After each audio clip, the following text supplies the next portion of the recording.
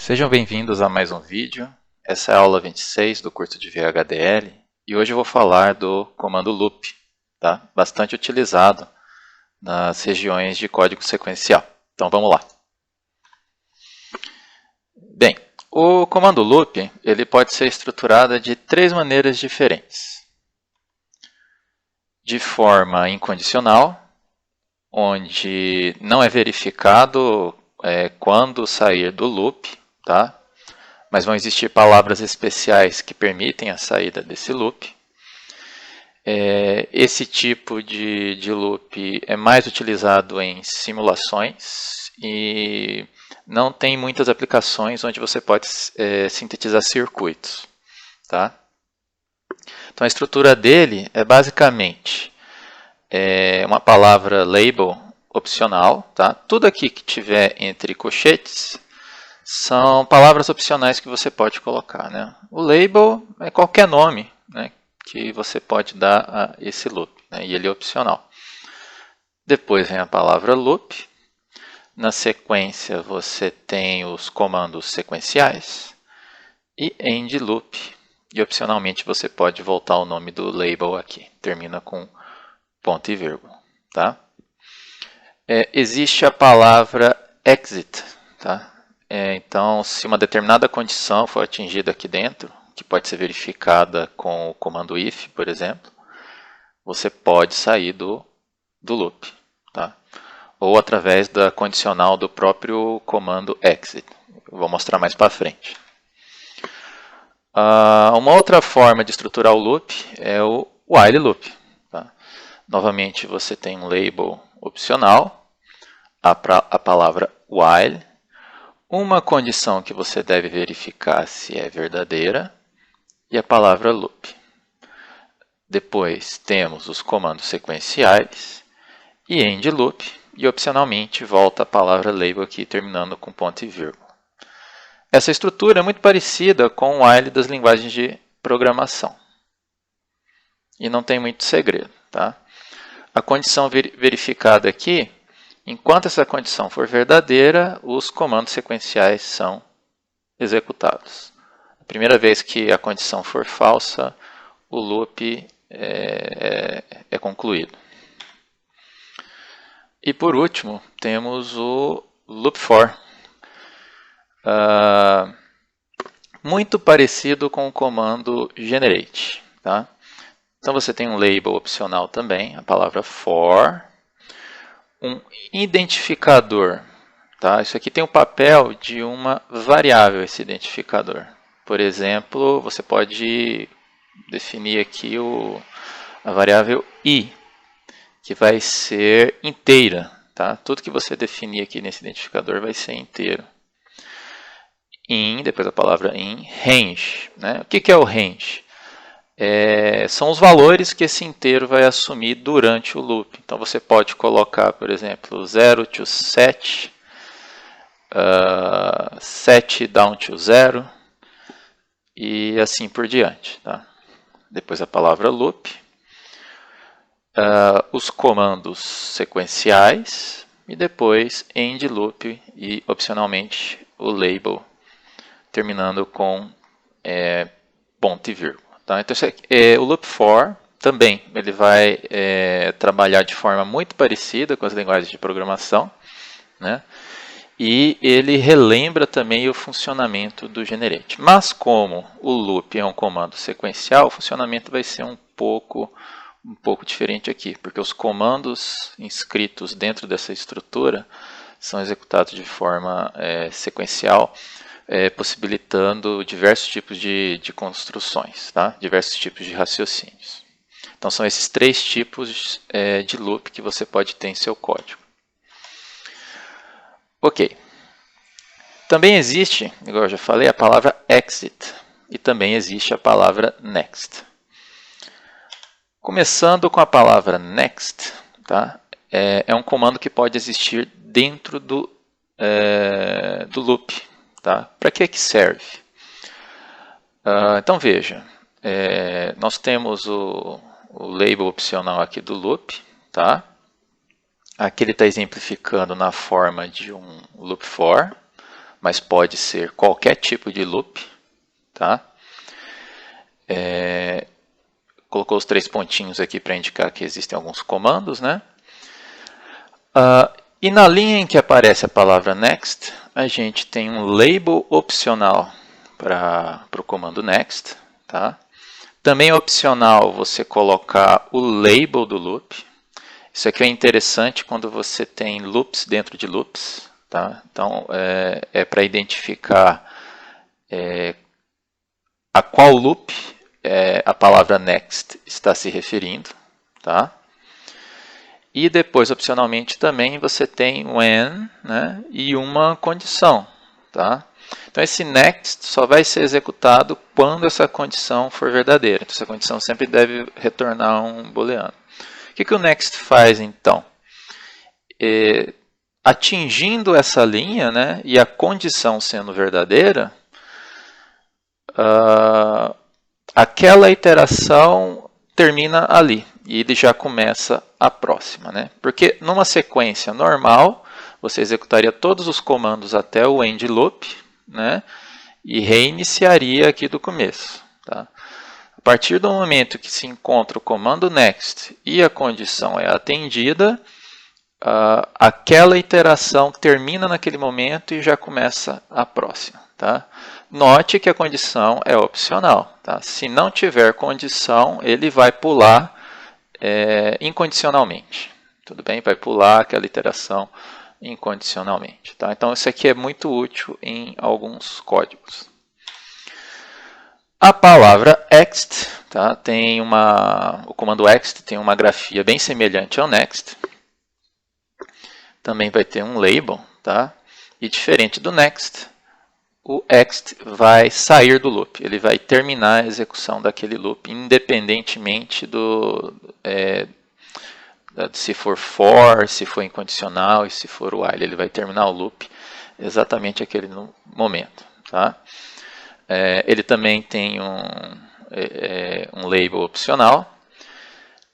Você pode referenciar ele a um loop específico, né? No caso de ter um loop dentro de outro loop, tá? E também você pode ter uma condição para que esse ext ocorra, tá? Que também é opcional, tá? A gente vai ver um exemplo desses dois casos daqui a pouquinho. Bem, um exemplo do loop incondicional, tá? Olha aqui a estrutura, não coloquei um label, tá? Temos a palavra loop. Depois, wait until CLK é igual a 1. Então, o que isso aqui ele está fazendo? Ele vai entrar dentro do loop. Enquanto o CLK for 0, o código vai ficar parado aqui. CLK se tornou 1, ele vai incrementando o valor de 1. Né? Então, toda vez que o CLK atinge o valor 1, ele incrementa o valor de count. Tá? Count é aqui, que é uma variável. Tá? Eu não vi a declaração do count, mas dá para saber que ele é uma variável por esse símbolo de atribuição que está aqui. Tudo bem? Se tiverem dúvidas, pessoal, podem deixar aí nos comentários. Exemplo de loop for. Tá? Então, o for ele é muito parecido com o generate. Tá? Então, veja aqui, não coloquei um label, for i. Tá? Então, esse i aqui é meu identificador. É como se fosse uma variável inteira. Então, for i in 0 to 5 loop, ou seja, o meu i vai variar nas iterações do valor 0 até o valor 5. Tá? Então, ele vai executar esse loop aqui 6 vezes. Né? 0, 1, 2, 3, 4, 5. Ele vai fazer essas atribuições aqui. Né? Eu abro um pequeno parênteses aqui para fazer um adendo. Tá? Essa estrutura aqui pode parecer estranha, mas é um assunto que eu vou falar mais para frente. Tá? Quando a gente tem um parênteses, né, a gente está atribuindo a um elemento de um array, né? Igual a gente já viu em alguns códigos. Aqui é a mesma coisa, só que como eu tenho um valor, vírgula, outro valor, isso aqui é um array bidimensional. Tá? Eu vou mostrar para vocês como definir arrays bidimensionais, tridimensionais em uma outra oportunidade, tá bom? Mas é assim que funciona o loop for, tá? De forma muito parecida com o comando generate, beleza? E o while loop, nós temos aqui, ó, enquanto i menor que 10. Note que o i ele não foi definido, tá? Então, quando você usa o while, tá, e você tem uma variável aqui, esse i deve ser declarado como variável no seu processo ou no seu subprograma, tá? Então, esse i tem que ser definido no seu código e deve ter um valor inicializado para ele, tá? Para ele começar a fazer as iterações do loop, tá? Então, enquanto esse i for menor que 0, ele vai executar repetidamente os comandos sequenciais que estiverem aqui dentro. Aqui no caso, ele está esperando uma borda positiva de clock, ok? Beleza, né? Mais uma vez, se tiverem dúvidas, podem deixar aí nos comentários. Aqui um exemplo de loop com a palavra exit. Então eu tenho um for loop, tá? For i in data range. Quando a gente tem data apóstrofo range, data deve ser um vetor, tá? Deve ser um vetor unidimensional e o range me diz os índices desse vetor. Então, essa expressão aqui me retorna os índices. Vamos supor que data seja um vetor 0 to 5. Tá? Então, essa expressão aqui é equivalente a dizer for i in 0 to 5 loop. Tá? Então, ele pega o range do vetor. Isso aqui é muito utilizado quando você precisa correr todos os índices de um vetor. Tá? Aqui dentro tem outro comando sequencial, que é o case, né? Então, case data i is. Quando 0, eu incremento a variável count. Quando outros, exit. Então, a partir do momento que eu tiver o valor 0 aqui no meu data i, eu vou sair desse meu loop. Se não, eu vou incrementando o meu contador. Tranquilo, pessoal? Tá? Então, vamos dar sequência. Um exemplo de loop com next. Então está aqui, ó, for i in 0 to 15 loop. Então aqui ele vai repetir 16 vezes esse loop. Tá? Aí eu tenho o comando next. Next when i igual a skip. Provavelmente o skip vai ser uma constante. Então ele vai pular em um dos valores de i. Tá? Em um dos valores de i, ele não vai executar os comandos desse loop. Tá? Daí a palavra utilizada tem o nome skip, né? Que seria saltar. Né? Então ele não executa nada caso atinja aquele índice especificado por skip. Tá? Como exemplo, tá? Esse exemplo aqui é clássico em VHDL, né? Fazer o somador carry ripple, que já fizemos algumas vezes aí no nosso curso. Então aqui eu tenho as expressões da soma e do carry para cada somador completo desse aqui. Vamos dar uma olhada no código. Vamos lá. Veja que foi chamada a biblioteca i3e e foi usado o pacote Standard Logic 1164 por conta do tipo Standard Logic, tá? Que foi utilizado aqui, né? No caso Standard Logic Vector. Então a entidade é o carry ripple adder is. Foi criado um genérico n, que é um inteiro de valor 8, que representa o número de bits do meu somador. Tá? Então aqui no caso ele está programado para ser um somador de 8 bits. Temos as entradas A e B, igual está aqui na figura, né? As entradas A e B, que vão ser um vetor de Standard Logic, né? E portanto os índices variam de n-1 down to 0. Temos o carry de entrada, que é um Standard Logic. A soma, que também é um Standard Logic Vector, né? Portanto, varia de n-1 down to 0. E o carry de saída, que também é um Standard Logic. Então, aqui na arquitetura, que foi chamada Structure of Carry Ripple Adder is Begin. começa um process, né? Então, no process, a lista de sensitividade, eu tenho todas as minhas entradas, que é o A, o B e o CI, né? Foi criada a variável C, né, para representar do C0 até o CN, tá, que está aqui na figura, que é do tipo Standard Logic, e como tem um elemento a mais do que os vetores de entrada, vai ser N down to 0. Então, note que o meu C0 recebe o Cin, assim como está na figura aqui, ó, né? Daí eu tenho um loop for, que vai variar o meu I de 0 até N-1. Tá? Então, a soma I vai receber AI, XOR BI, XOR CI, de acordo com a expressão do valor da soma do somador completo, né?